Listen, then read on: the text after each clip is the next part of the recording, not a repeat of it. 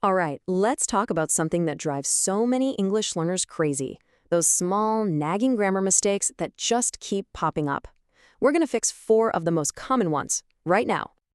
Does this feel familiar? You've been studying for a while, you can get your point across, but certain little errors just won't go away. It is so frustrating, I know. But don't worry, we're about to clear up some of the biggest culprits.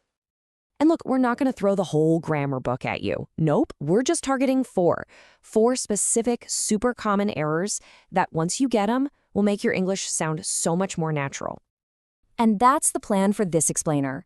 No complicated theories, just simple rules and a few easy tricks to help you spot and fix these mistakes on your own immediately. Let's dive in.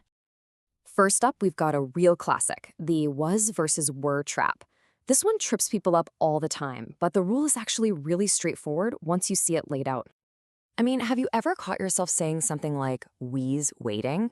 It's such an easy mistake to make, but the correct way is we were waiting.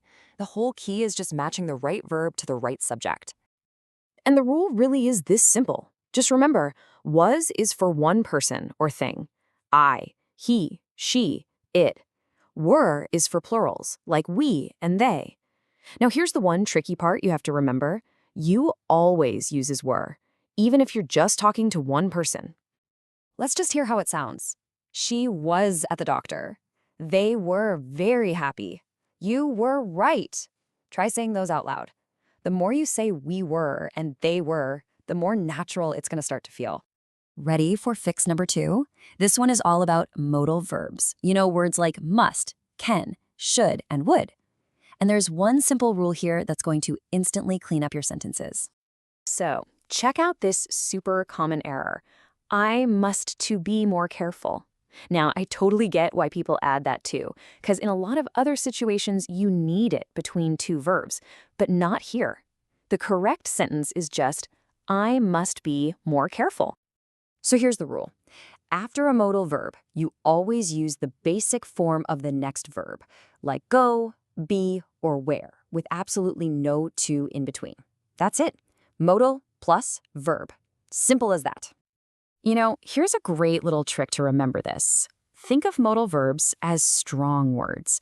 They're so strong and independent that they don't need any help from the word to connect to the verb that comes next. They just do it all on their own.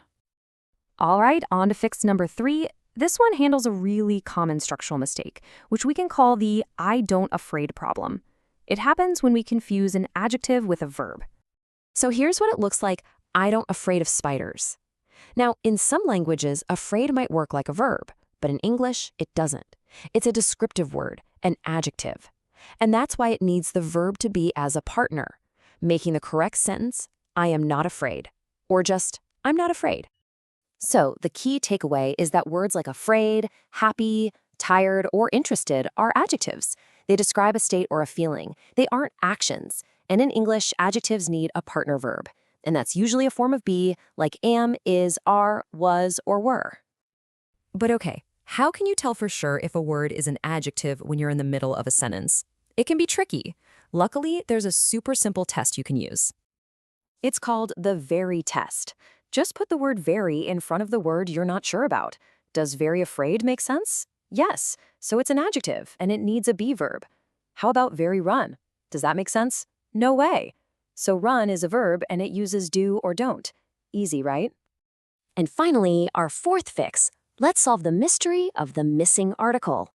I'm talking about those tiny words, a and an. They are so easy to forget, but they are absolutely essential in English. Take a listen to this sentence. It was difficult thing. To a native English speaker, it just sounds incomplete, like something's missing. And that's because it is. We need that small but mighty article in there to make it sound right. It was a difficult thing. So here's the rule of thumb. When you have an adjective, like difficult, followed by a single countable noun, like thing, you almost always need an article, a or an, right in front of the adjective.